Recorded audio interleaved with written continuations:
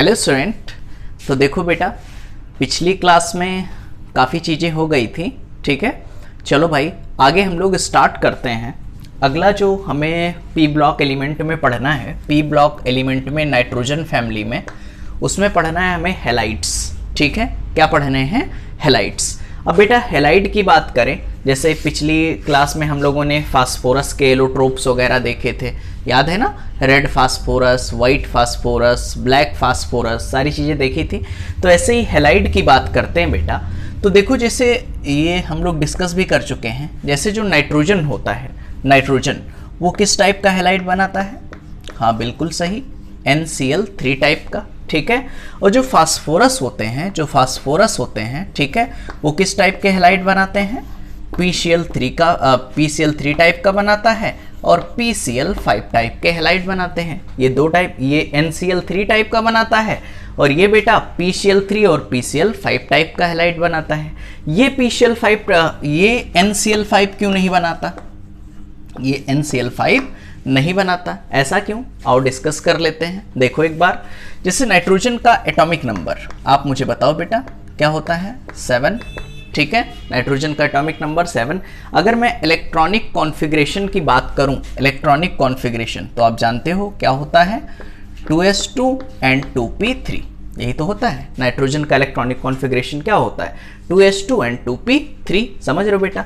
ऐसे सेम चीज फास्फोरस की बात करें, इसका भी इलेक्ट्रॉनिक कॉन्फ़िगरेशन क्या होगा? हाँ बिल्कुल, क्या होगा बेटा? 3s2 एंड 3p3, समझ पा रहे हो? क्योंकि नाइट्रोजन क्या है? एक सेकेंड पीरियड एलिमेंट है, और फास्फोरस क्या है बेटा? Third period element. इतनी बात समझ रहे हो? ठीक है। अब देखो भैया 2s की बात करें, बात समझना बेटा।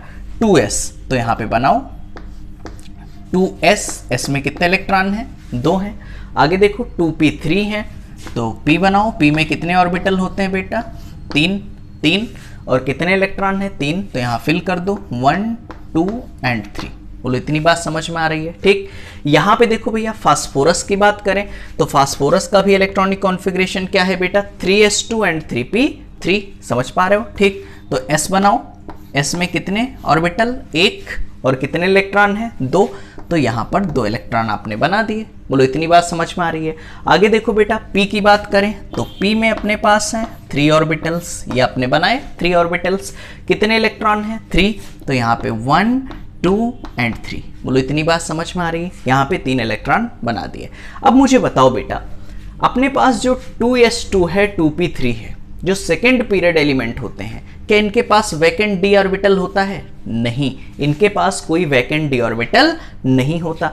लेकिन अपने पास जो 3s, जो थर्ड पीरियड एलिमेंट होते हैं, क्या इनके पास वैकेंट डी ऑर्बिटल होगा? 1 2 3 4 5, यहाँ पे वैकेंट डी ऑर्बिटल प्रेजेंट होगा। ये सारी चीजें हम बता चुके हैं आपको, पी ब्लॉक के फर्स्ट लेक्चर में बताया है मैंने, ठीक है।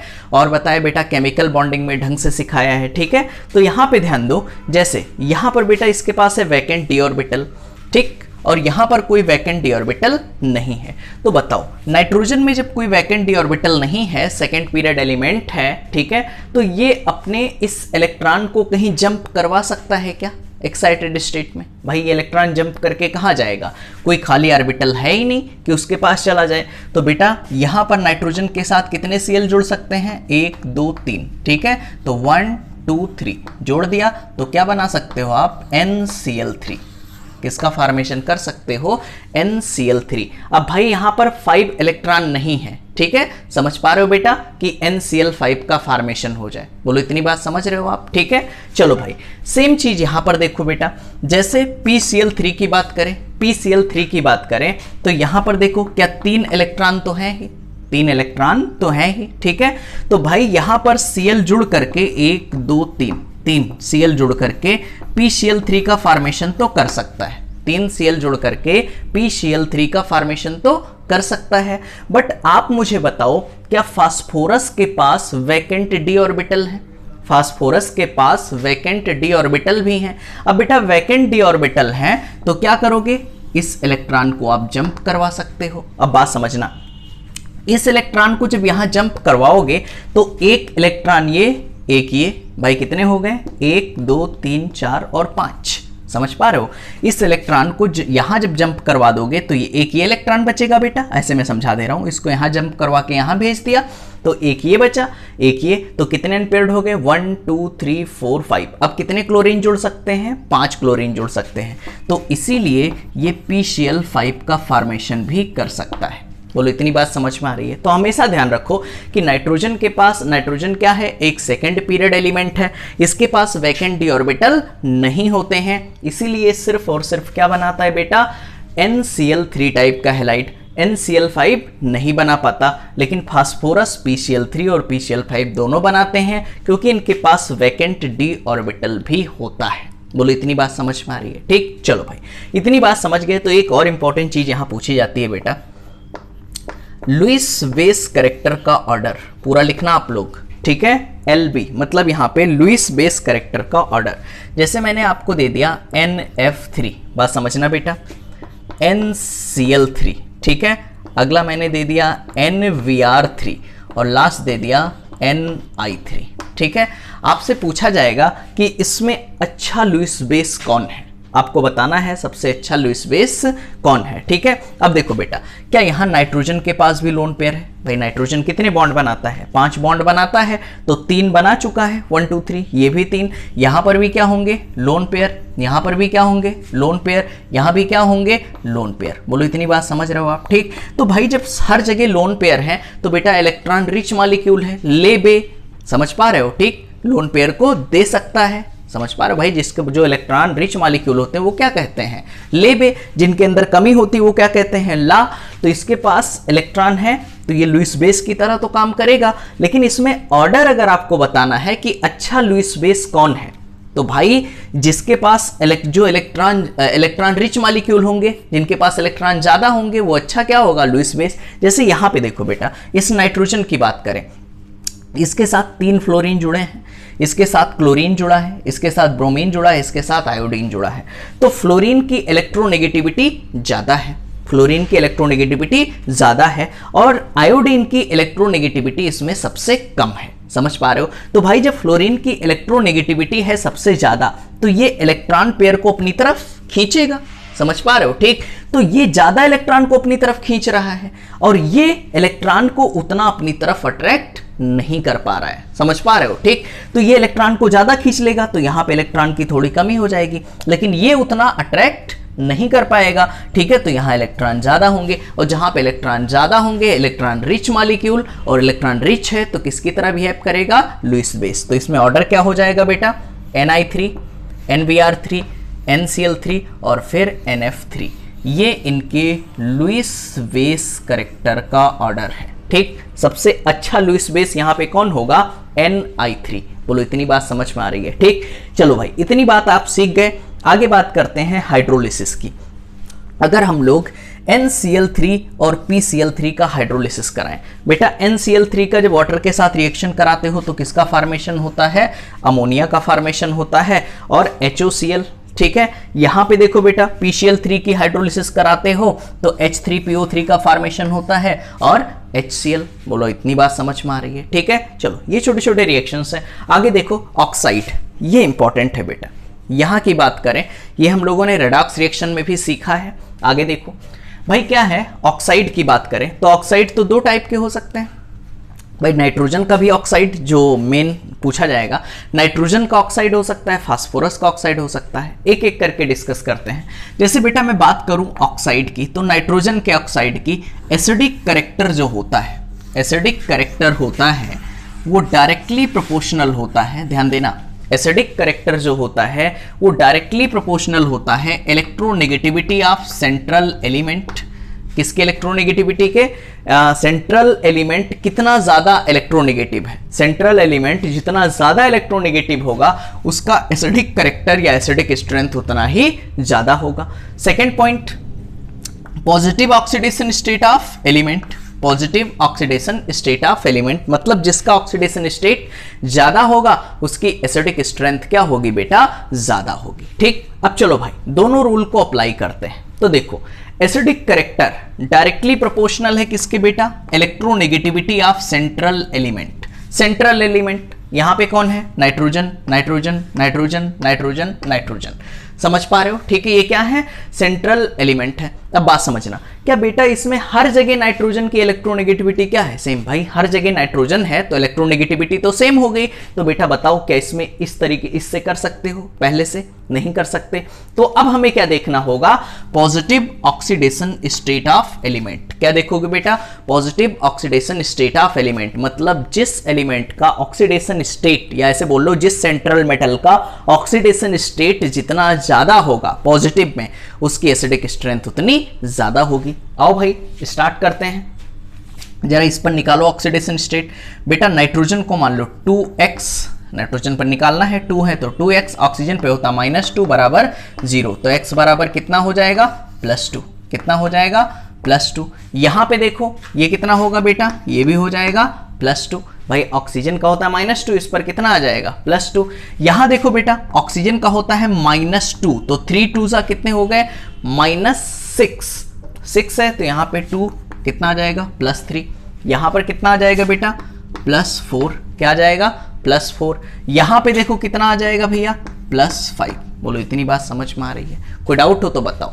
क्लियर है? यहाँ पे देखो ऑक्सीडेशन स्टेट, सॉरी यहाँ पे यार +1 आएगा, +1, 2 इधर जाएगा बेटा, ध्यान दो। ठीक भाई ऑक्सीजन का कितना होता है? -2, इसको 2x मान लिया तो 2 उधर ले गए, +2, 2/2 कितना आएगा? 1।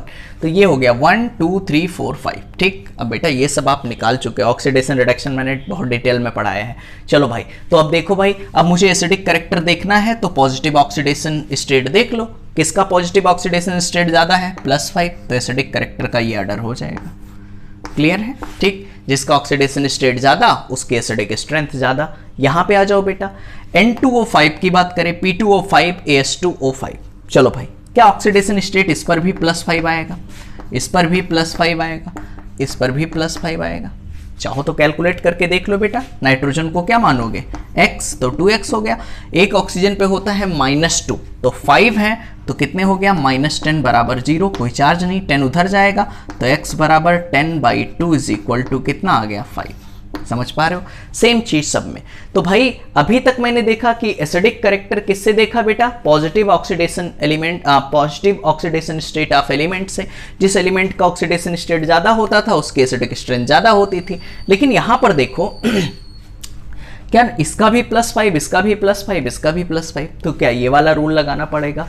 फिर क्या देखोगे? Electronegativity of central element. बताओ central element nitrogen, phosphorus, arsenic, तीनों में सबसे ज्यादा इलेक्ट्रोनेगेटिव कौन है? हाँ बिल्कुल सही, नाइट्रोजन है। और जब ये ज्यादा इलेक्ट्रोनेगेटिव है बेटा तो इसका एसिडिक कैरेक्टर क्या होगा? सबसे ज्यादा होगा। क्या ये ऑर्डर हो जाएगा?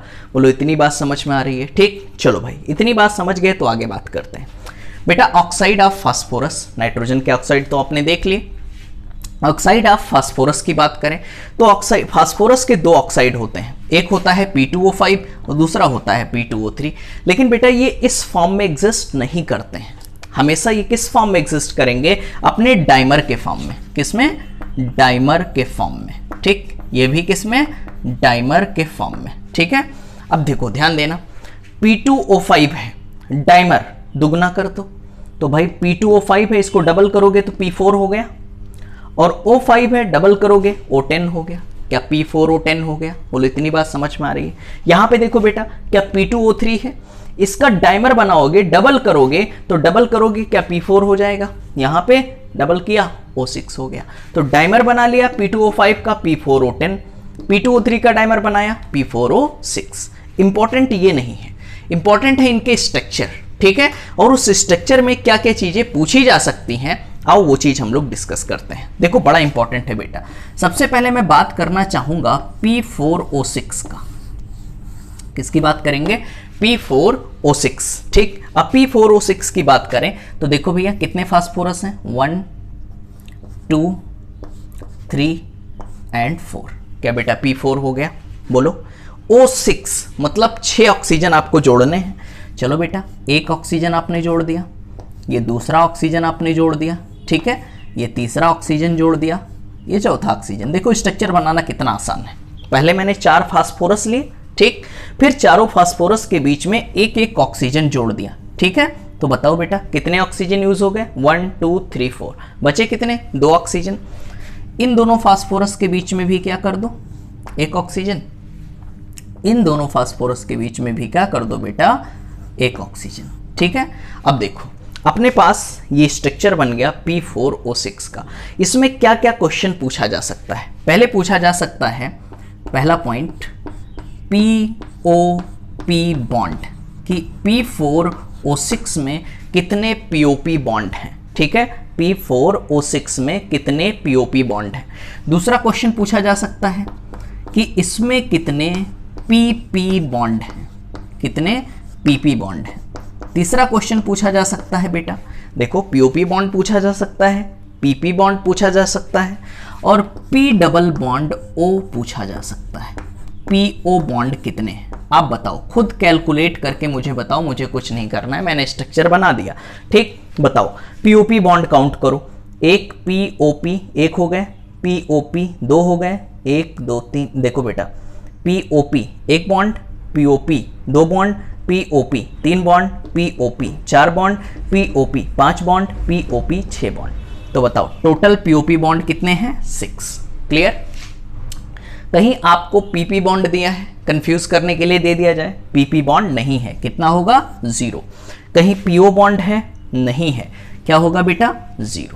क्लियर है? ठीक, आओ भाई, ये चीज अगर समझ गए तो आगे हम लोग बात करते हैं P4O10 के स्ट्रक्चर का। ठीक है, मैं यहां पे बना दूं बेटा, अच्छा चलो यहीं बना दे रहा हूं, P4O10, P4O10।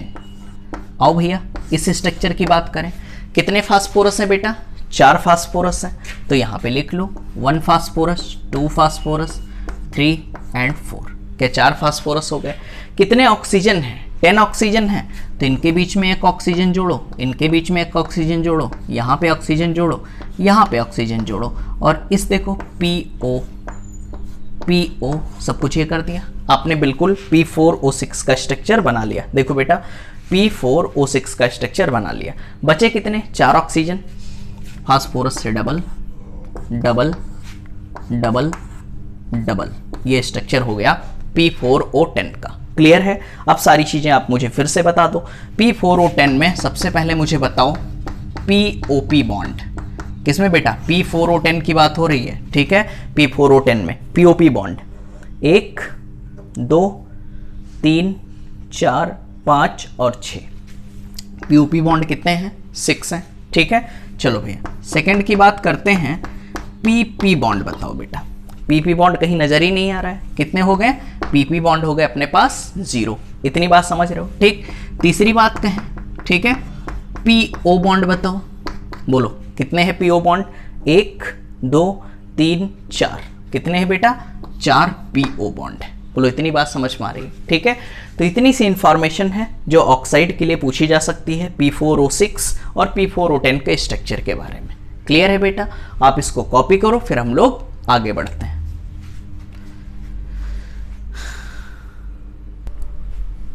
चलो बेटा आगे बात करते हैं कंपाउंड ऑफ नाइट्रोजन की। ठीक है, कंपाउंड ऑफ नाइट्रोजन, कि भाई नाइट्रोजन के कौन कौन से कंपाउंड हमें पढ़ने हैं। तो देखो बेटा नाइट्रोजन का जो पहला कंपाउंड हमें यहाँ पे पढ़ना है वो है अपने पास N2, जिसको आप क्या बोलते हो, डाई नाइट्रोजन। बात समझना, ठीक है, जिसको आप नाइट्रोजन भी बोलते हो या फिर यहाँ पे देखो डाई नाइट्रोजन भी बोल सकते हो, 2 नाइट्रोजन जुड़े हैं। तो पहला कंपाउंड जो हमें पढ़ना है इस नाइट्रोजन फैमिली में, ठीक है, वो क्या पढ़ना है, N2। ठीक है, चलो भाई तो N2 के बारे में पढ़ना है तो सबसे पहले हम लोग देखेंगे N2 का मेथड ऑफ प्रिपरेशन। क्या देखना है बेटा, मेथड ऑफ प्रिपरेशन। ठीक, देखो इंपॉर्टेंट ये है कि भाई मेथड ऑफ प्रिपरेशन देखना है तो एक यहाँ पे देखो बेटा, इन दोनों रिएक्शंस में अक्सर ज़्यादातर बच्चे कंफ्यूज होते हैं, गलत करते हैं, और दोनों बहुत इंपॉर्टेंट हैं। देखो यहाँ पे दिया गया है अमोनियम नाइट्राइट। देखो NH4 को क्या बोलते हो बेटा, ammonium NO2 nitrite, ammonium nitrite. ठीक है, इसको क्या बोलते हो, अमोनियम नाइट्राइट। और यहाँ पे देखो NH4NO3 है, यहाँ NO2 नहीं, क्या है, NO3, इसको आप क्या बोलते हो, अमोनियम नाइट्रेट। ठीक, दोनों में डिफरेंस आपको समझ में आ रहा है। ठीक, अमोनियम नाइट्राइट, ध्यान देना बेटा, अमोनियम नाइट्राइट, तो नाइट्राइट में क्या होगा, NO2। यहाँ पे देखो अमोनियम नाइट्रेट है तो यहाँ क्या होगा बेटा, NO3। बोलो इतनी बात समझ में आ रही है? ठीक, तो जब भी हम लोग अमोनियम नाइट्राइट को हीट करते हैं, बात समझना बेटा, जब हम लोग अमोनियम नाइट्राइट को हीट करते हैं तो N2 गैस बनती है। देखो बेटा N2 बनता है और साथ में H2O का फॉर्मेशन होता है। देखो आप खुद देख सकते हो, यहां का एक नाइट्रोजन, यहां का एक नाइट्रोजन, क्या N2 का फॉर्मेशन हुआ? हो गया। यहां देखो बेटा कितने H हैं? 4 H हैं और यहां पे 2 ऑक्सीजन है, मैंने लिख दिया 2H2O। बोलो इतनी बात समझ में आ रही? देखो 4 हाइड्रोजन 1 ऑक्सीजन, क्लियर हो गया? ठीक, चलो भाई, तो ध्यान रखो अमोनियम नाइट्राइट है, उसको हीट करोगे तो किसका फॉर्मेशन होगा? N2 गैस का। आओ बेटा, जब हम लोग अमोनियम नाइट्रेट की बात करते हैं, अमोनियम नाइट्रेट, तो यहां पे N2 गैस का फॉर्मेशन नहीं होगा। यहां देखो N2O नाइट्रोजन का ऑक्साइड बन रहा है। क्या नाइट्रोजन का ऑक्साइड बन रहा है? ठीक, आप खुद मुझे बताओ नाइट्रोजन का ऑक्साइड, यहां पे देखो नाइट्रोजन, यहां नाइट्रोजन, तो N2 लिख दिया और यहां का एक ऑक्सीजन जोड़ दिया तो N2O हो गया बेटा। अब बचे 2 ऑक्सीजन 4 हाइड्रोजन, यहां पे मैंने लिख दिया 2H2O। बोलो इतनी बात समझ में आ रही है? दोनों में डिफरेंस क्लियर हुआ या नहीं? क्लियर हो गया, वेरी गुड। ठीक, एक अमोनियम नाइट्राइट है, एक है अमोनियम नाइट्रेट। तो अमोनियम नाइट्राइट को एक बार बोलो बेटा मेरे साथ, अमोनियम नाइट्राइट को जब आप हीट करते हो तो किसका फॉर्मेशन होता है? हाँ बिल्कुल सही, N2 गैस का। और जब अमोनियम नाइट्रेट को आप हीट करते हो तो किसका फॉर्मेशन होता है? N2O नाइट्रोजन के ऑक्साइड का। बोलो इतनी बात समझ में आ रही है? ठीक, चलो एक तीसरी रिएक्शन, ये भी इंपॉर्टेंट है। अगर हम लोग अमोनियम डाइक्रोमेट ले लेते हैं, जैसे याद है ना पोटेशियम डाइक्रोमेट K2Cr2O7, तो यहां पे देखो बेटा NH4 ले लिया अमोनियम, तो अमोनियम का होल ट्वाइस Cr2O7, तो नाम क्या हो जाएगा? Ammonium dichromate. तो जब हम लोग अमोनियम डाइक्रोमेट को हीट करते हैं तब भी क्या बनता है बेटा? N2 गैस, और क्या बनेगा साथ में? क्रोमियम का ऑक्साइड Cr2O3। क्या बनेगा बेटा? Cr2O3। इसका कलर जो होता है बेटा वो ग्रीन होता है और सॉलिड फॉर्म में होता है, ग्रीन सॉलिड। Cr2O3 क्या होता है? ग्रीन सॉलिड, और साथ में H2O का फॉर्मेशन होगा। ठीक, चलो भाई, तो 3 रिएक्शन बहुत इंपॉर्टेंट है। अगर अमोनियम नाइट्राइट को हीट करेंगे तो N2 गैस बनेगा, अमोनियम नाइट्रेट को हीट करेंगे तो N2O बनेगा, और अगर अमोनियम डाइक्रोमेट को हीट कर रहे हो तब भी N2 गैस का फॉर्मेशन होगा। तो ये तीनों रिएक्शन आपके दिमाग में बैठ जानी चाहिए बेटा। एक बार फिर से लास्ट टाइम मैं बोलना चाह रहा हूं अपने लिए भैया, अमोनियम नाइट्राइट को हीट करोगे तो N2 गैस, अमोनियम नाइट्रेट को हीट करोगे तो N2O, और अमोनियम डाइक्रोमेट को हीट करोगे बेटा तो N2 गैस निकलेगी। बोलो इतनी बात समझ में आ रहा है? ठीक है, चलो भाई अगला बेटा, हीटिंग ऑफ एजाइड। हम लोग एजाइड को हीट करके भी N2 का फॉर्मेशन कर सकते हैं, N2 बना सकते हैं, और ये तब बनाएंगे जब मुझे हाईली प्योर N2 का फॉर्मेशन करना हो। ठीक है,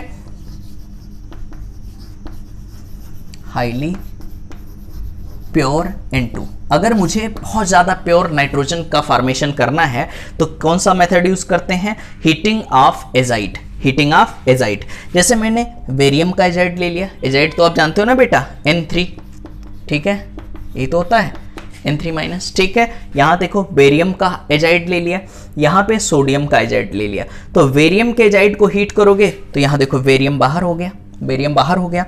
N3 कितने हैं? 2, तो आपने लिखा बेटा 3N2, कोई प्रॉब्लम तो नहीं है, बैलेंस कर सकते हो। 3N2 कोई दिक्कत नहीं। 6 नाइट्रोजन। यहाँ देखो सोडियम का एजाइड ले रहे हो, सोडियम का एजाइड ले रहे हो तो 2 सोडियम आपने लिखा, और यहाँ पे 2N3 है, यहाँ पे लिख लो 3N2। तो इस मेथड से भी N2 का फॉर्मेशन होगा और ये जो नाइट्रोजन बनेगा वो बहुत ही ज्यादा प्योर होगा। बोलो इतनी बात समझ में आ रही है? पक्का? ठीक है, तो भाई मैंने ये मेथड पढ़ा, अमोनियम नाइट्राइट को हीट करोगे तो N2 गैस, अमोनियम नाइट्रेट को हीट करोगे तो N2O, और अगर अमोनियम डाइक्रोमेट को हीट करोगे तब भी N2 गैस। अगर हम लोग एजाइड की हीटिंग करते हैं, एजाइड की हीटिंग, तो हमें क्या मिलता है? Highly pure N2। जैसे बेरियम का एजाइड ले लिया, सोडियम का एजाइड ले लिया, हीट किया तो N2 का फॉर्मेशन होगा। ठीक, चलो बेटा आगे बात करते हैं, अपने तीसरे मेथड को देखते हैं। यहां पे देखो भैया, on commercial scale N2 is obtained by liquefaction on air. ठीक है, अगर हम लोग कमर्शियल स्केल की बात करें, कमर्शियल स्केल पे अगर N2 को बनाना है, ठीक है, तो हमें क्या करना पड़ेगा? एयर का लिक्विफिकेशन। आप जानते हो बेटा कि एयर में N2 कितना होता है? 78%। कितना होता है? 78%। O2 कितना होता है? 21%। तो एयर लो और उसका लिक्विफिकेशन कर लो और N2 को बाहर निकाल लो, ठीक है। तो इस मेथड से भी हम लोग नाइट्रोजन का फॉर्मेशन कर सकते हैं। देखो वही है, on commercial scale N2 is obtained by liquefaction on of an air, ठीक है। तो बेटा अगर हम लोग एयर का लिक्विफिकेशन कर रहे हैं तो उससे भी N2 का फॉर्मेशन कर सकते हैं। बोलो इतनी बात समझ में आ रही है, क्लियर है, ठीक। चलो बेटा आगे बढ़ते हैं। इसकी कुछ फिजिकल प्रॉपर्टीज हैं। देखो वैसे क्या पता आ जाए यार, वैसे पढ़ लो फिजिकल प्रॉपर्टीज, ठीक। फिजिकल प्रॉपर्टीज की बात करें, कलरलेस होता है, ऑर्डरलेस गैस। एक कलरलेस ऑर्डरलेस गैस होता है और ये तो आप जानते हो। देखो अगला पॉइंट देखो, due to nitrogen triple bond nitrogen, multiple bond का फॉर्मेशन करता है नाइट्रोजन, ठीक। Due to nitrogen triple bond nitrogen मतलब multiple bond formation between nitrogen atom, high energy is required to break the bond and then N2 is non reactive at normal temperature. आप खुद बताओ बेटा, nitrogen के बीच में कौन सा बॉन्ड बनता है? बचपन से पढ़ते चले आ रहे हो, क्या ट्रिपल बॉन्ड बनता है, ठीक है। तो भाई ट्रिपल बॉन्ड बनेगा, ठीक। उसकी बॉन्ड एनर्जी क्या होगी? बहुत ज्यादा होगी। तो उस बॉन्ड को तोड़ना बेटा उतना मुश्किल होगा। तो वही चीज लिखा है कि due to multiple bond formation of nitrogen atom जो होता है उनके बीच में जो N2 मॉलिक्यूल होते हैं उसमें नाइट्रोजन और नाइट्रोजन के बीच में क्या ट्रिपल बॉन्ड का फॉर्मेशन होता है, जिससे बेटा उसकी एनर्जी क्या होती है? बहुत ज़्यादा होती है, या ऐसे बोल लो कि उस बॉन्ड को ब्रेक करने के लिए बहुत ज़्यादा एनर्जी हमें चाहिए, ठीक है। इसीलिए जब वो बॉन्ड टूटेगा नहीं तो आसानी से किसी के साथ रिएक्ट नहीं करेगा। तो इसीलिए कहा गया due to N triple bond N, due to nitrogen triple bond nitrogen, multiple bond formation between nitrogen atom. जो N2 मॉलिक्यूल हैं उनमें नाइट्रोजन और नाइट्रोजन के बीच में डबल बॉन्ड का फॉर्मेशन हो रहा है, ठीक है। High energy is required to break, बहुत ज्यादा एनर्जी चाहिए हमें नाइट्रोजन के इस बॉन्ड को ब्रेक करने के लिए। And then N2 is non reactive at normal temperature. इसीलिए बेटा नॉर्मल टेम्परेचर पर N2 कैसा होता है? नॉर्मल टेम्परेचर पर N2 कैसा होता है? नॉन रिएक्टिव, ठीक है, आसानी से रिएक्ट नहीं करेगा। इसको कॉपी करो बेटा, फिर हम लोग आगे बढ़ते हैं। चलो बेटा आगे बात करते हैं हम लोग केमिकल प्रॉपर्टीज की, कि भाई N2 की केमिकल प्रॉपर्टीज कौन कौन सी है। देखो बेटा बड़ी छोटी छोटी केमिकल प्रॉपर्टीज हैं, ठीक है। इसलिए रिएक्शन पहले लिख देते हैं भैया, ताकि आपका जो वीडियो बेटा 2 घंटे से मतलब 2 घंटे का बनने के सॉरी, जो वीडियो 2 घंटे में बनता है बेटा वो 1 ही घंटे में कंप्लीट हो जाए, समझ रहे हो, ठीक है। चलो भाई मैं तोतला नहीं हुआ, समझ रहे हो। यहाँ पे देखो भैया नाइट्राइड फॉर्मेशन, बात समझो बेटा, नाइट्राइड फॉर्मेशन, ठीक। तो नाइट्राइड फॉर्मेशन जब हम लोग लिथियम की रिएक्शन किससे कराते हैं? N2 से कराते हैं, तो किसका फॉर्मेशन होता है? Li3n, ठीक है, लिथियम का नाइट्राइड बनता है, ठीक। जब हम लोग मैग्नीशियम की रिएक्शन किससे कराते हैं? N2 से, तो क्या बनता है? Mg3n, ठीक है, मैग्नीशियम का नाइट्राइड बनता है। यहां पे देखो एल्यूमिनियम की रिएक्शन जब N2 से कराते हैं बेटा तो एल्यूमिनियम का नाइट्राइड Aln बनता है। बोलो इतनी बात समझ में आ रही है, ठीक है। तो भाई पहली केमिकल प्रॉपर्टी नाइट्रोजन की ये है कि नाइट्रोजन की रिएक्शन जब आप लिथियम मैग्नीशियम एल्यूमिनियम से कराते हो तो किसका फॉर्मेशन होता है? नाइट्राइड का। तो यहां देखो लिथियम की रिएक्शन N2 से कराए, लिथियम का नाइट्राइड, मैग्नीशियम की रिएक्शन N2 से कराई, मैग्नीशियम का नाइट्राइड, एल्यूमिनियम की रिएक्शन N2 से कराई, एल्यूमिनियम का नाइट्राइड। बोलो इतनी बात समझ में आ रही है, ठीक है। चलो भाई आगे बात करते हैं। अगला रिएक्शन है रिएक्शन विद CaC2। क्या कैल्शियम का कार्बाइड है? CaC2, ठीक है। जब हम लोग कैल्शियम कार्बाइड की रिएक्शन N2 से कराते हैं, देखो बेटा कैल्शियम कार्बाइड CaC2 की रिएक्शन N2 से कराते हैं तो बनता है कैल्शियम साइनामाइड। क्या बनेगा? Calcium cyanamide. ध्यान रखना बेटा CaCN2 नाइट्रोजन का 2 है, ध्यान रखना पूरे का होल ट्वाइस नहीं है, ठीक है। तो यहां पर CaCN का और देखो CaCN2 इसको क्या बोलते हो बेटा? Calcium cyanamide. बोलो इतनी बात समझ में आ रही है। तो जब भी हम लोग कैल्शियम कार्बाइड की रिएक्शन N2 से करवाते हैं तो क्या बनता है? Calcium cyanamide. बोलो इतनी बात समझ में आ रही है, ठीक। चलो भाई ऐसे सेम चीज जब N2 की रिएक्शन O2 से करवाते हैं बेटा 2NO नाइट्रोजन का ऑक्साइड बनता है। ठीक है, आओ भाई आगे बात करते हैं। तो ये इतनी थी बेटा N2 की केमिकल प्रॉपर्टीज। इंपॉर्टेंट ये है, ये वाली केमिकल प्रॉपर्टीज तो बहुत इंपॉर्टेंट है। ठीक है, चलो भाई आगे बात करते हैं अमोनिया। ठीक, जो अपने पास नाइट्रोजन का अगला कंपाउंड है वो होता है अपने पास अमोनिया। NH3 की बात करें तो यहां पे देखो बेटा NH3 की बात करेंगे तो NH3 के सबसे पहले प्रिपरेशन कि NH3 कैसे बनेगा। तो देखो भाई कैसे बन सकता है। पहला जो रिएक्शन है, रिएक्शन विद अमोनियम क्लोराइड जो NH4Cl है, इसकी रिएक्शन करानी है। Reaction of ammonium chloride with alkali, मतलब कोई बेस की रिएक्शन जब हम लोग NH4Cl के साथ करवाते हैं तो किसका फॉर्मेशन होता है, अमोनिया का। ध्यान देना, जब हम लोग अमोनियम क्लोराइड मतलब यहां पे अमोनियम क्लोराइड की रिएक्शन एल्कली किसी बेस के साथ करवाते हैं तो अमोनिया का फॉर्मेशन होगा। देखो कैसे, देखो अमोनियम क्लोराइड लिया NH4Cl और इसकी रिएक्शन किससे करा दी बेटा, NaOH से, बेस से करा दी। तो देखो N और 3H, क्या NH3 का फॉर्मेशन हो गया, NH3 का फॉर्मेशन हो गया। यहां का Na, यहां का Cl, NaCl हो गया। ठीक है, NaCl बाहर निकल गया। बचा क्या बेटा, यहां पे NH3, एक H यहां, एक H यहां, तो आपने लिख दिया H2O।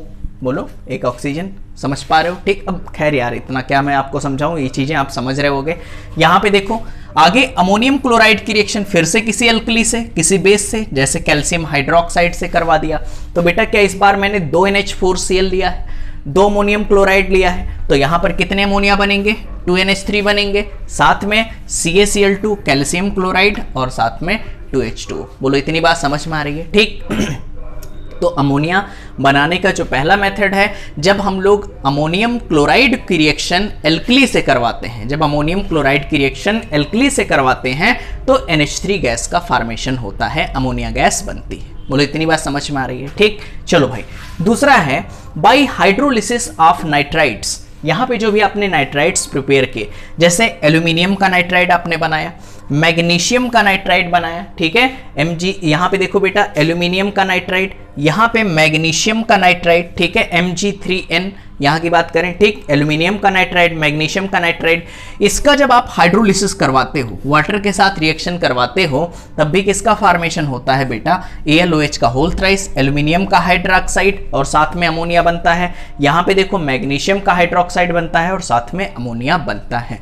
बोलो इतनी बात समझ में आ रही है। ठीक है, चलो भाई लास्ट है बेटा एक देखो और हैबर प्रोसेस। इसको तो यार बचपन से जानते हो, इसमें मुझे क्या बताना। इक्विलिब्रियम में हमेशा यही रिएक्शन से स्टार्ट भी होती है, खत्म भी होता है। ठीक है, N2 + 3H2 = 2NH3। याद है, नाइट्रोजन की रिएक्शन H2 से कराते हैं, 2NH3 एक रिवर्सिबल प्रोसेस होता है बेटा। कैसा होता है, एक्सोथर्मिक। डेल्टा H कैसा होगा, इसके लिए नेगेटिव होगा। इसमें मुझे ज्यादा कुछ समझाना नहीं है। आगे देखो, ये भी इंपॉर्टेंट रिएक्शन है बेटा।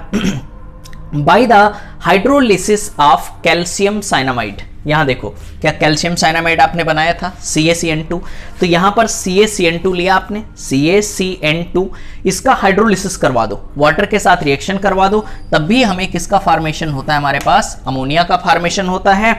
और यहां का कैल्शियम कार्बोनेट बाहर हो जाएगा, CaCO3 बाहर हो गया, और यहां पे बेटा 3H2 और यहां पे N2, तो देखो बेटा 2NH3 मैंने लिख दिया। बोलो इतनी बात समझ में आ रही है। ठीक है, तो लास्ट टाइम मैं फिर से बोल रहा हूं कि जब हम लोग अमोनियम क्लोराइड की रिएक्शन, बिल्कुल दिमाग में घुमाते रहो भैया ये सारी चीजें, तभी आपको याद होंगी बेटा, एक दिन में याद नहीं होगा। ठीक है, जब हम लोग अमोनियम क्लोराइड की रिएक्शन एल्कली से करवाते हैं तो क्या बनता है, अमोनिया का फॉर्मेशन होता है।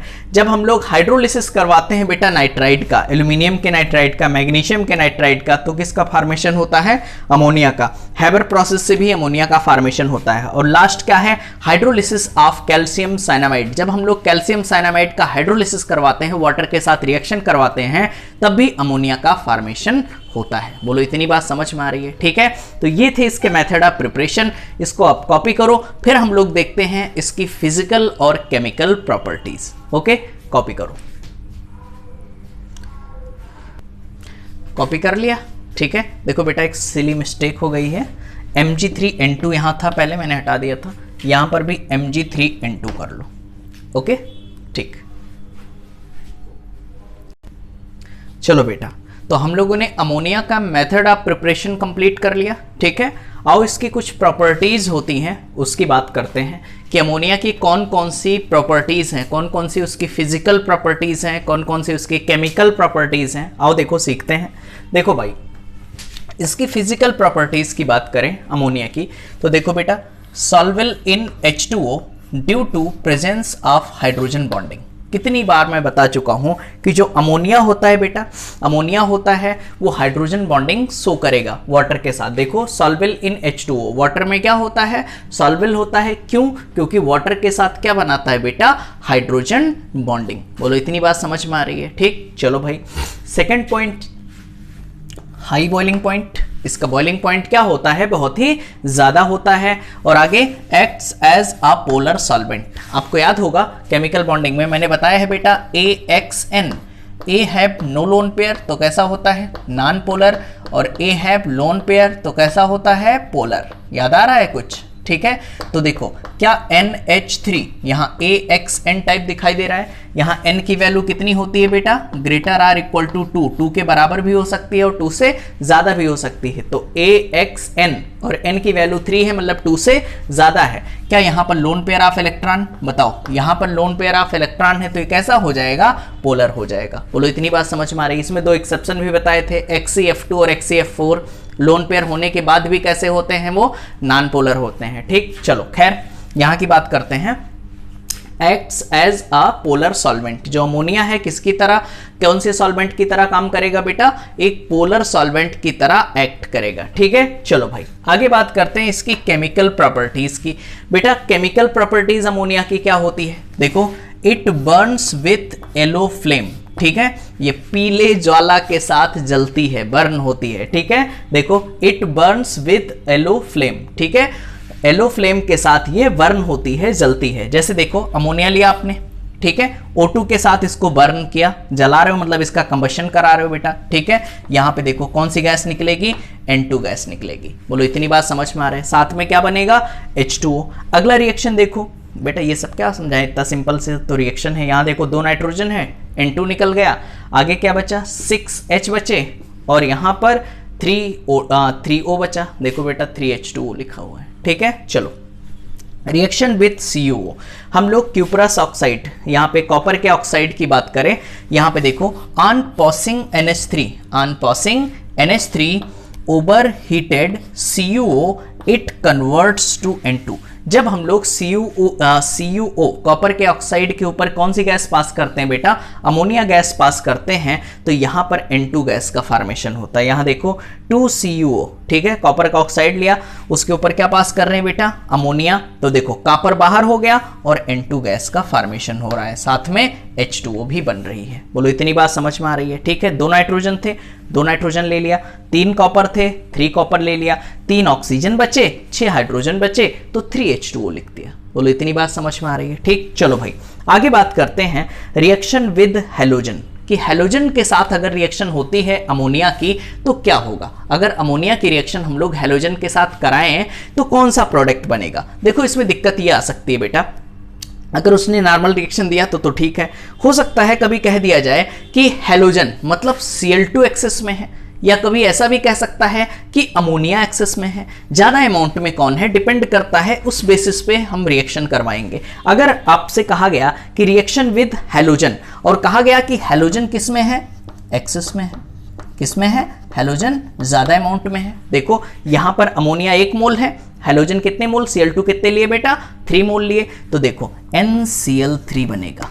क्या बनेगा, NCl3। ध्यान देना बेटा, यहाँ का नाइट्रोजन, यहाँ का 3Cl, NCl3 बनेगा, फिर बचे 3Cl और 3H, तो 3HCl बाहर हो जाएगा। इतनी बात समझ में आ रही है? कब, जब हैलोजन एक्सेस में है। ध्यान देना, अमोनिया की रिएक्शन जब हम हैलोजन से कराते हैं, अगर हैलोजन एक्सेस अमाउंट में है तो बेटा हमें NCl3 का फॉर्मेशन, हमें NCl3 मिलता है। ठीक है, चलो भाई आगे बात करते हैं।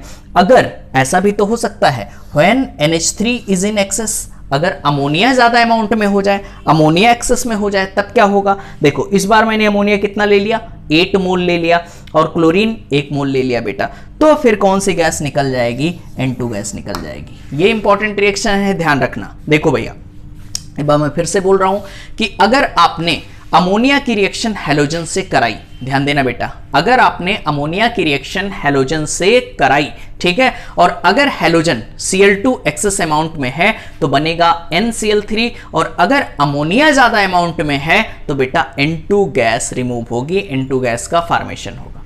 बोलो इतनी बात समझ में आ रही है? ठीक है, चलो भाई आगे बात करते हैं। अगला reaction with aqueous NH3। Aqueous NH3 कहा जाए या फिर NH4OH कहा जाए, दोनों का मतलब सेम है, ये चीज ध्यान रखना बेटा।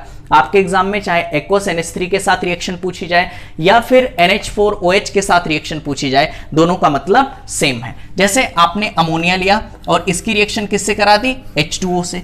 भाई एक्वस का मतलब क्या हुआ? वाटर के साथ रिएक्शन कराना, तो एक्वस NH3 की बात हो रही है, तो अमोनिया लिया, उसकी रिएक्शन वाटर से करवाई, तो देखो क्या NH4OH बन रहा है। ठीक, तो चाहे भैया NH4OH के साथ रिएक्शन पूछी जाए, चाहे एक्वस अमोनिया के साथ रिएक्शन पूछी जाए, सबका मतलब क्या है? सेम है। तो देखो बेटा, ये जितने अपने पास यहाँ पे मेटल दिखाई दे रहे हैं, दिखाई दे रहा है बेटा, निकल दिखाई दे रहा है, कॉपर दिखाई दे रहा है, Au दिखाई दे रहा है, जिंक दिखाई दे रहा है, Ag दिखाई दे रहा है, कैडमियम दिखाई दे रहा है, ठीक है।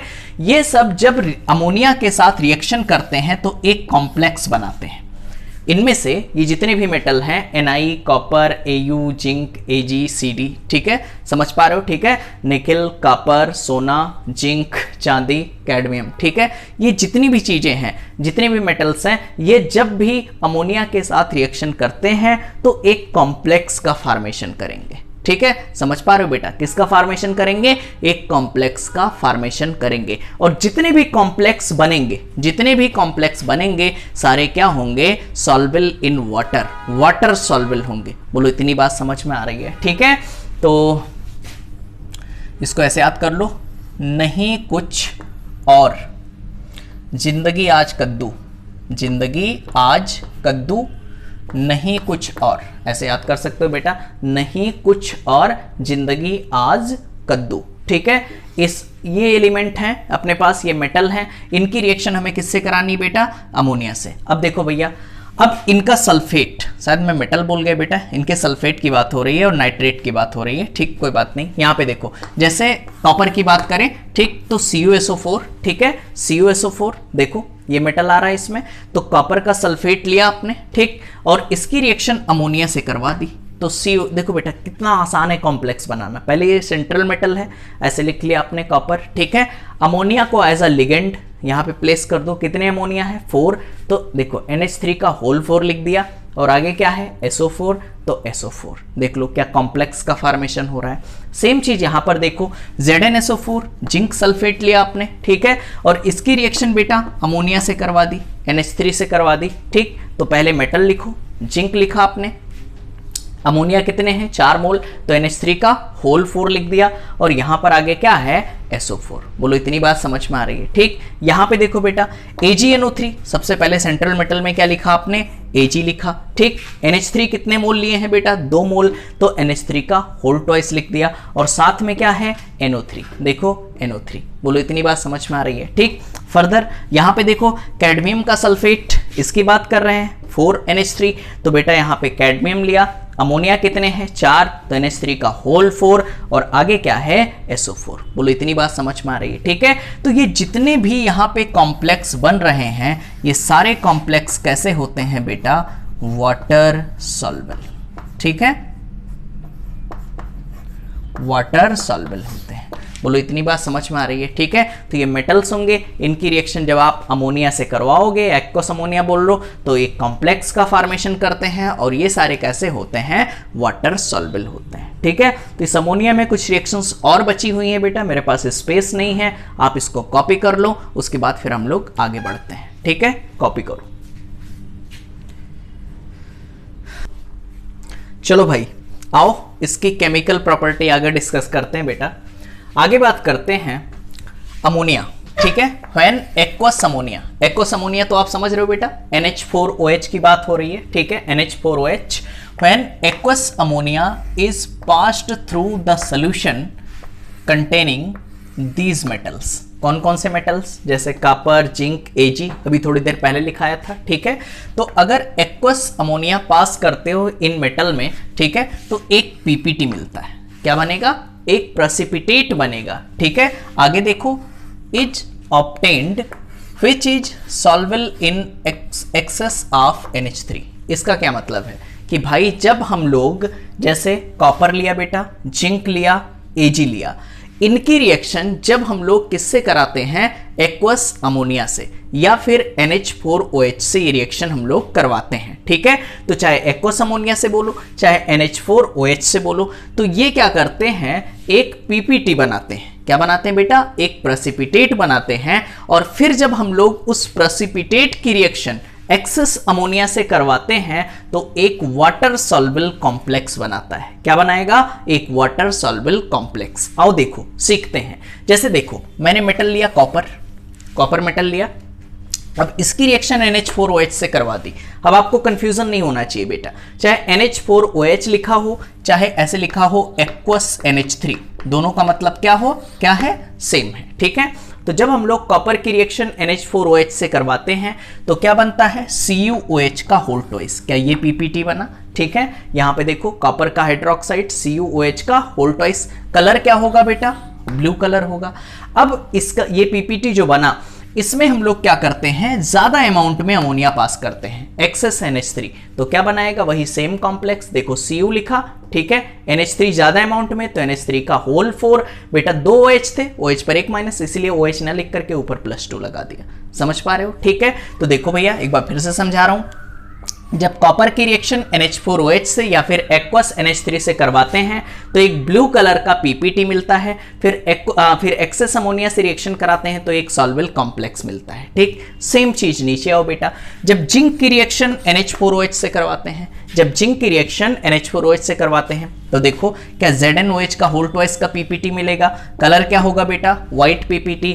और जब इसकी रिएक्शन हम लोग NH3 एक्सेस से करवाते हैं फिर हमें क्या मिलता है, एक सॉल्वेबल कॉम्प्लेक्स। बोलो इतनी बात समझ में आ रही है। ठीक है, सेम चीज यहां पे आ जाओ, Ag की रिएक्शन जब एक्वस अमोनिया से या फिर NH4OH से करवाते हैं तो क्या बनेगा बेटा, AgOH। क्या बनेगा, AgOH। कलर क्या होता है, व्हाइट कलर, AgOH का PPT बनेगा। ठीक है, ये नीचे की तरफ एरो जो लगाते हैं वो PPT होता है बेटा, ऊपर की तरफ एरो लगाते हैं गैस होता है। ठीक है, तो AgOH व्हाइट PPT बना। अब इसकी रिएक्शन हम लोग फिर से किससे कराते हैं, NH3 एक्सेस से, ज्यादा अमाउंट में अमोनिया फिर से पास करते हैं तो फिर से हमें एक वाटर सॉल्युबल कॉम्प्लेक्स मिल जाएगा, AgNH3 का होल ट्वाइस के ऊपर एक प्लस। बोलो इतनी बात समझ में आ रही है। ठीक है, चलो भाई, तो आपने कॉपर की रिएक्शन कराई, आपको सॉल्युबल कॉम्प्लेक्स मिला, जिंक के लिए सॉल्युबल कॉम्प्लेक्स मिला, Ag के लिए सॉल्युबल कॉम्प्लेक्स मिला। लेकिन जब हम लोग रिएक्शन आयरन और एल्यूमिनियम से करवाते हैं तो ऐसा नहीं होता है। ध्यान देना बेटा, जब आयरन और एल्यूमिनियम से रिएक्शन करवाते हैं तो देखो लिखा है एल्यूमिनियम, आयरन एंड एल्यूमिनियम, देखो Fe and Al do not form soluble complex. जो अपने पास आयरन है और एल्यूमिनियम है एक सॉल्युबल कॉम्प्लेक्स नहीं बनाते। यहां देखो Fe के ऊपर 3+, इसकी रिएक्शन किससे करा दिया, NH4OH से, तो यहां पर PPT तो बनेगा, FeOH का होल थ्राइस, यहां PPT बना। लेकिन जब इसमें हम लोग इस PPT में क्या करते हैं, ज्यादा अमाउंट में अमोनिया पास कराते हैं बेटा, तो एक ये इनसॉल्युबल होता है। ठीक है, बोलो इतनी बात समझ में आ रहा है। ठीक है, कि ये PPT अमोनिया में इनसॉल्युबल होता है। क्लियर। ठीक, चलो भाई, सेम चीज एल्यूमिनियम, जब एल्यूमिनियम की रिएक्शन हम लोग अमोनियम यहाँ पे NH4OH से करवाते हैं, ठीक है, NH4OH से या फिर एक्वस NH3 से, तो यहां पर भी सबसे पहले क्या बनता है बेटा, एल्यूमिनियम का हाइड्रोक्साइड, AlOH का होल थ्राइस का PPT बनेगा। समझ पा रहे हो। ठीक है, इसका PPT बनेगा। अब इसकी रिएक्शन जब हम लोग एक्सेस NH3 से करवाते हैं, एक्सेस NH3 से, तो ये भी क्या बनाता है, एक इनसॉल्युबल, ठीक, सॉरी, ये भी क्या होता है, इनसॉल्युबल होता है। ठीक है, बोलो इतनी बात समझ में आ रही है। लास्ट टाइम दिमाग में बिठा लो, कॉपर, जिंक, Ag, पहले PPT बनाएंगे, फिर एक्सेस अमाउंट में अमोनिया पास करोगे तो एक वाटर सॉल्युबल कॉम्प्लेक्स बनाते हैं। लेकिन आयरन और एल्यूमिनियम जो होता है, इसको सबसे पहले एक्वस अमोनिया से रिएक्शन कराते हो बेटा, तो PPT तो बनता है, लेकिन जब इसकी रिएक्शन फिर NH3 से करवाते हो, तो ये इनसॉल्युबल होते हैं, सॉल्युबल नहीं होते हैं। बोलो इतनी बात समझ में आ रही है। ठीक है, चलो भाई आगे बात करते हैं, reaction of ammonia with Hg2Cl2। ठीक है, मर्क्यूरस क्लोराइड, जब हम लोग मर्क्यूरस क्लोराइड की रिएक्शन अमोनिया से करवाते हैं तो क्या बनता है, एक ग्रे ब्लैक कलर का PPT, एक ग्रे ब्लैक PPT बनता है। बोलो इतनी बात समझ में आ रही है। ठीक है, चलो भाई अगला देखो, reaction with Nessler reagent, Nessler reagent formula क्या होता है बेटा, K2HgI4, K2HgI4। जब हम लोग NH4OH, ये समझ रहे हो ना, NH4OH, ठीक है, या एक्वस अमोनिया, जब हम लोग नेस्लर रिएजेंट की रिएक्शन NH4OH से करवाते हैं बेटा, तो हमें ब्राउन PPT मिलता है और नाम क्या है, आयोडाइड ऑफ मिलियंस बेस। क्या बोलते हैं इसको, आयोडाइड ऑफ मिलियंस बेस। बोलो इतनी बात समझ में आ रही है, ठीक है। तो ठीक है, आज के क्लास के लिए बेटा इतनी इंफॉर्मेशन काफ़ी है, ठीक है। आप इसको पढ़ो, अच्छे से तैयार करो, ठीक है। इसमें फिर हम लोगों ने अमोनिया कंप्लीट कर लिया है, ठीक। फिर मिलते हैं हम लोग अगली वीडियो में, ठीक है, एक नए कंपाउंड के साथ। Okay, thank you so much.